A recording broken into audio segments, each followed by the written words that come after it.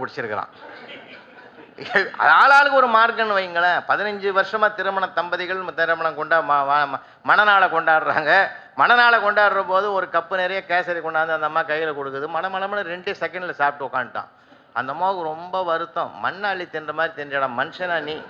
ஒரு கல்யாண நாளில் என்ன அருமையாக இருக்குது, ருசியாக இருக்குதுன்னு ஒரு பாராட்டு சொல்லக்கூடாதா, வர வார்த்தை சொல்லக்கூடாதா? நான் எந்த அபிப்பிராயமும் சொல்லாமலே இருக்கிறேன். என்ன அவ்வளோ கஷ்டம்? அதெல்லாம் நான் அபிப்பிராயம் சொல்கிறது பார்த்துருக்கிறேன் என்னைக்காவது? 15 வருஷமாக நிறுத்திட்டு அந்த அபிப்பிராயம் சொல்கிறது என்ன? என்ன அவ்வளோ கஷ்டம் உனக்கு? நான் 15 வருஷத்துக்கு முந்தி உன்னை பொண்ணு பார்க்க வந்தேன்ல. ஆமாம், அதுக்கு என்ன?